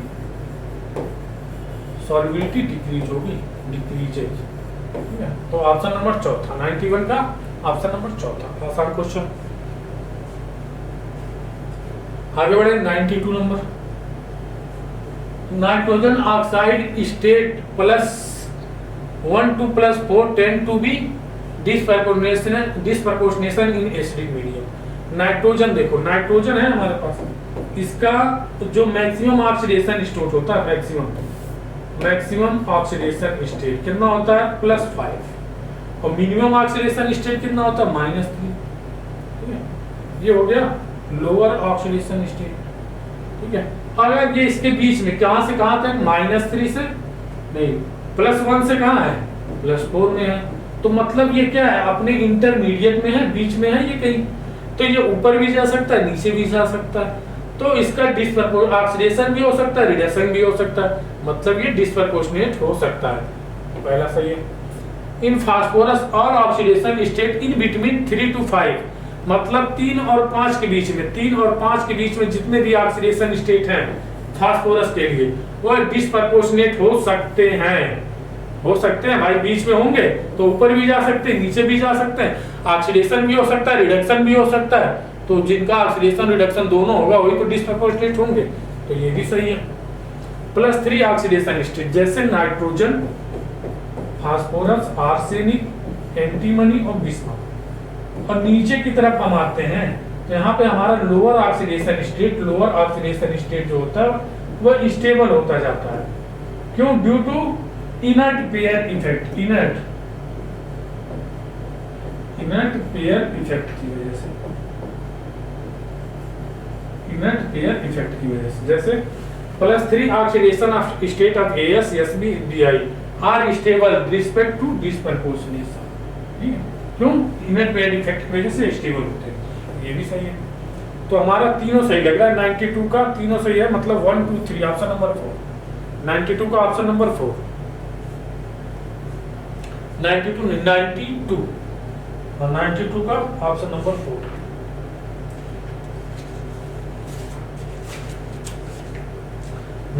आगे बढ़े, 93 नंबर देखते हैं। Which transition metal cannot show variable oxidation state? Scandium. Scandium हमारा वेरिएबल ऑक्सीडेशन स्टेट नहीं शो करता है पूरे डी ब्लॉक में। आगे बढ़े, 94 देखते हैं। Consider the following statement, di hydrogen does not act as, भाई क्यों नहीं कर सकता है डाई हाइड्रोजन? H2 देखो, H2 को तुम रखो इन्वायरमेंट में, ऑक्सीजन से रिएक्ट करेगा, ऑक्सीजन से रिएक्ट करके H2O बना देगा। अब यहाँ देखो इसका 0 था, 0 से +1 हो गया। अब ये क्या हो गया? ऑक्सीडेशन हुआ। ऑक्सीडेशन हुआ, तो जिसका ऑक्सीडेशन होता है रिड्यूसिंग एजेंट होता है। तो ये तो क्या कह रहा है? Di hydrogen does not act as reducing agent. Reducing agent हो सकता है, डज नॉट कह रहा है तो यार गलत हो गया। ये रिड्यूसिंग एजेंट हो सकता है, डाई हाइड्रोजन रिड्यूसिंग एजेंट की तरह एक्ट कर सकता है। देखो वहां पे कर रहा है ना, di hydrogen on reaction with CO in presence of cobalt. H2 की रिएक्शन किसके साथ कर रहे हैं? CO के साथ इन प्रेजेंस ऑफ कोबाल्ट। ये क्या बनाएगा? मिथाइल एल्कोहल बनाता है, मिथाइल एल्कोहल। ठीक है, मिथाइल एल्कोहल क्या बनाता है? Given methanol. ठीक है, तो ये सही है। मिक्सचर ऑफ CO और H2 को क्या बोलते हैं? सिंथेसिस गैस या सिन गैस बोलते हैं। सिंथेसिस गैस या सिन गैस बोलते हैं। तो ये भी सही है। हमारा B और C सही है, A गलत है। B and C only, B and C only. ये सब में इसमें भी ये है, ये भी गलत हो गया, ये भी गलत हो गया, ये भी गलत हो गया। बचा कौन? B C बचा। 94 का ऑप्शन नंबर कौन सा हो गया? चौथा। ठीक है, आगे बढ़ते हैं। 95 नंबर देखते हैं। Which one is it wrong? Number of electron in Z having counter number m equal to 0 is 7। सही है कि नहीं? देखते हैं। एक पहला ऑप्शन देखो, सोडियम 11 है हमारे पास, 1s2 2s2 2p6 और 3s1। अब देखो यस, अभी हमने कुछ दिन पहले बताया था डी एल की वैल्यू 0 1 2 3, एफ के लिए 3। ठीक है, और एल के लिए 0 के लिए एम की वैल्यू 0 होती है।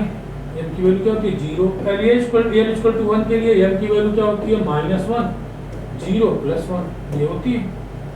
अब देखो इसमें 0 वाले कितने हैं? एक 0 वाला ये ऑर्बिटल हो गया, इसमें भी एक 0 ऑर्बिटल होगा, इसमें भी एक 0 ऑर्बिटल होगा, इसमें भी एक 0 ऑर्बिटल होगा। इलेक्ट्रॉन देखो, 2 इलेक्ट्रॉन यहाँ, 2 इलेक्ट्रॉन यहाँ, 2 इलेक्ट्रॉन यहाँ भी आएंगे और 1 इलेक्ट्रॉन यहाँ, 2 2 4 2 1 6 7 इलेक्ट्रॉन। ये तो हमारा सही हो गया। हमें रॉन्ग बताना है। डी ऑर्बिटल की बात कर रहा है। Orbital can accumulate maximum 2 electron. D orbital चाहे किसी का भी ऑर्बिटल हो, डी हो, एस हो, पी हो, डी एफ हो, कोई भी ऑर्बिटल की जब भी बात करें तो उसमें 2 ही इलेक्ट्रॉन हो सकते हैं। ये भी सही है। The energy of 2s2p is equal in case of hydrogen. Hydrogen के केस में क्या होता है? 2s 2p 3p इन सब की एनर्जी क्या होती है? बराबर होती है। तो ये भी सही है। हमारा गलत कौन सा है? चौथा। भाई यही तो बचा, चौथा गलत। कह रहा है हैविंग 2 रेडियल नोड। 2s में कितने रेडियल नोड होंगे? 2s। रेडियल नोड का फार्मूला अभी हमने बताया था। रेडियल नोड का n - l - 1। n की वैल्यू कितनी है? 2 और l की वैल्यू 0 - 1 कितना हो गया? 1। रेडियल नोड 2 कह रहा है 2 रेडियल नोड, रेडियल नोड तो एक ही है, तो गलत तो हो गया ये। तो हमें रॉन्ग बताना था, तो रॉन्ग हमारा चौथा सही है। रॉन्ग है लेकिन सही है चौथा। तो रॉन्ग होके भी सही है ये। ठीक है, रॉन्ग, हमें रॉन्ग बताना है। कौन सा रॉन्ग है? चौथा हो गया, बाकी तीनों सही।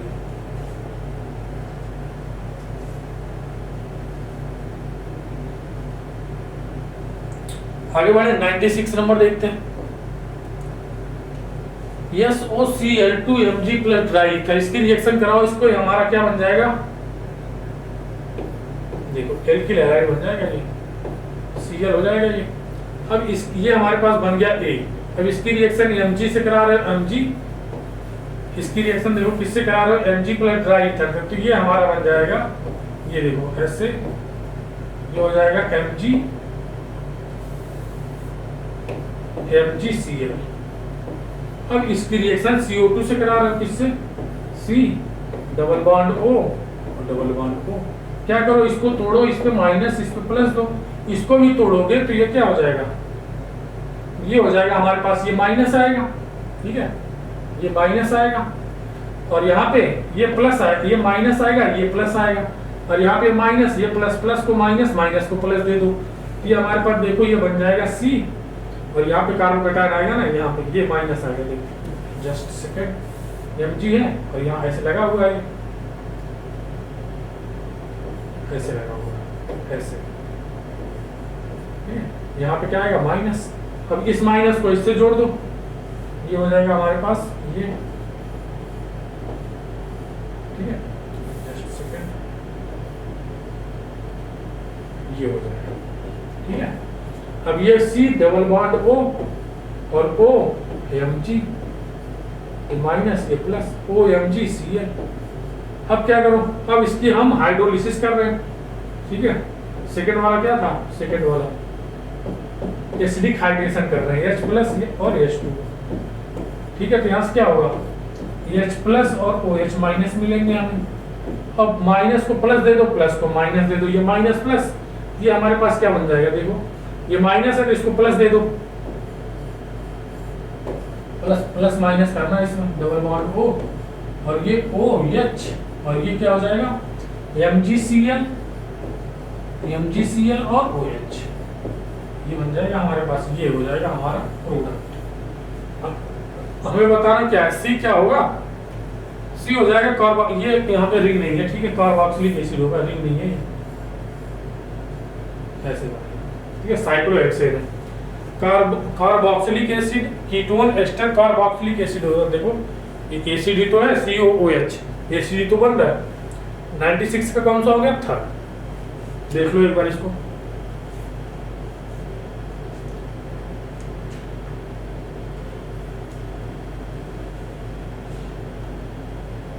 आगे बढ़े, देखते हैं क्वेश्चन नंबर 97। मैच करना, ये क्या हमारे पास, salicylic acid, salicylic acid, picric acid, ये क्या है, फिनॉल, फिनॉल या phenol, phenol, phenol, phenol, carbolic acid, phenol को कार्बोलिक एसिड भी बोलते हैं, क्या है, फिनॉल, फिनॉल को कार्बोलिक एसिड भी बोलते हैं। ये क्या है, पैथेलिक एसिड। तो ए का हो गया दूसरा, ए का दूसरा, बी का पहला, सी का चौथा और डी का तीसरा। ऑप्शन नंबर पहला ही सही हो गया, 97 का ऑप्शन नंबर पहला, देख लो। आगे बढ़ते 98 नंबर, देखो ये क्या हमारा आरजी मर्क्यूरी, क्या है ये, ऑक्जीमर्क्यूरेशन, डीमर्क्यूरेशन। इसमें क्या होता है, डीमर्क्यूरेशन, ऑक्जीमर्क्यूरेशन और डीमर्क्यूरेशन। इसमें क्या होता है, एडिशन होता है किसका, H2O का, ऐड होता है इसमें H2O with Markovnikov rule, Markovnikov rule, with Markovnikov rule, without rearrangement, without rearrangement. Carbocation बनेगा लेकिन उसमें रीअरेंजमेंट नहीं होगा। तो ये बनाओ निगेटिव, ये बनाओ पॉजिटिव, यहाँ से जोड़ दो, OH ये क्या कूटेगा किसमें, H प्लस और OH माइनस में, H प्लस और OH माइनस में। अब ये निगेटिव, ये पॉजिटिव, ये पॉजिटिव, ये निगेटिव, निगेटिव को पॉजिटिव दे दो, पॉजिटिव को निगेटिव।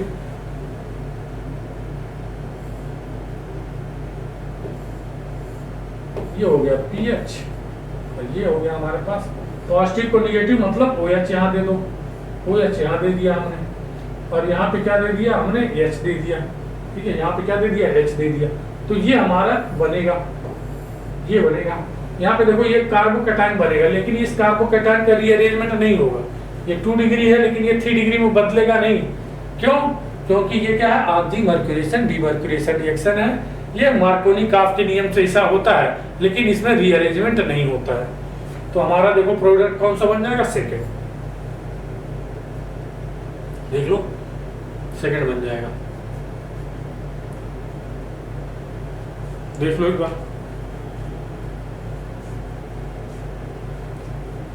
आगे बढ़े, 99 नंबर देखते हैं। Which among the following will not show stereoisomerism? Stereo मतलब ज्योमेट्रिकल और ऑप्टिकल, ज्योमेट्रिकल और ऑप्टिकल। इसमें देखो हमारे पास चौथा ऑप्शन, देखो पहले एक बार देख लो ध्यान से चारों ऑप्शन। इसमें देखो चारों लिगेंड हमारे सेम प्रकार के हैं, इसमें भी है लेकिन इसमें चारों लिगेंड सेम प्रकार के हैं। ये देखो ऐसे जुड़े होंगे, ईएन ऐसे, इसमें सीओ में आईएन ऐसे जुड़ते हैं। सीओ में ईएन जो होगा डबल बॉन्ड होता है, बाइडेंटल लिगेंड ऐसे जुड़ता है, ऐसे, ठीक है। तो ये शो करता है, लेकिन ये सीएल, ये PD, 1 CL 2 CL 3 CL 4 CL, ये क्या बनाता है, चारों लिगेंड सेम है। और ये प्लेनर नहीं बनाता, ये नॉन प्लेनर होता है, नॉन प्लेनर। इसमें भी होते हैं क्या, इसमें भी क्या होता है, नॉन प्लेनर, नॉन प्लेनर। और ये देखो स्क्वायर प्लेनर स्ट्रक्चर बनाता है हमारा, कैसा, स्क्वायर प्लेनर बनता है ये, जिसकी वजह से क्या, न तो ज्योमेट्रिकल आइसोमेरिज्म शो करता है, न तो ऑप्टिकल शो करता है। भाई हम किसी को इधर उधर करेंगे कोई फर्क नहीं पड़ेगा, ठीक है। तो ये हमारा कोई भी आइसोमेरिज्म शो नहीं करेगा। 99 का चौथा। आगे बढ़े, देखते हैं लास्ट क्वेश्चन हमारा। Which of the following ion exhibit DD transition? DD transition, paramagnetic as well as, paramagnetic भाई DD ट्रांजिशन होगा, अनपेयर्ड इलेक्ट्रॉन होगा। ये हमने पढ़ा है MnO4 और C2O4 में क्या होता है, ये कलर शो करता है लेकिन कैसे, चार्ज ट्रांसफर के द्वारा। इसमें चार्ज ट्रांसफर होता है, चार्ज ट्रांसफर यहाँ भी होता है, चार्ज ट्रांसफर। क्या है, KMnO4 और K2Cr2O7। ये क्या है, परमैग्नेट और डाइक्रोमेट। ये होता है ऑरेंज कलर का, ये होता है ब्लू कलर का, कलर शो करते हैं दोनों। चार्ज ट्रांसफर, और ये भी चार्ज ट्रांसफर के द्वारा करता है, ठीक है। और ये देखो ये हमारा DD ट्रांजिशन इसमें होता है, Fe क्या हो जाएगा यहाँ पे, 6 + 3, ये हो जाएगा 3D6, 4S2 होता है, और 2 ये 3 है तो 3 निकाल दो, कितना हो जाएगा 3D5, 5 अनपेयर्ड इलेक्ट्रॉन आएंगे इसमें, 5 अनपेयर्ड। तो ऑप्शन नंबर कौन सा हो जाएगा, थर्ड। DD ट्रांजिशन किसमें होगा, थर्ड। देख लो एक बार इसको। तो बच्चों थैंक यू सो मच, मिलते हैं नेक्स्ट वीडियो में।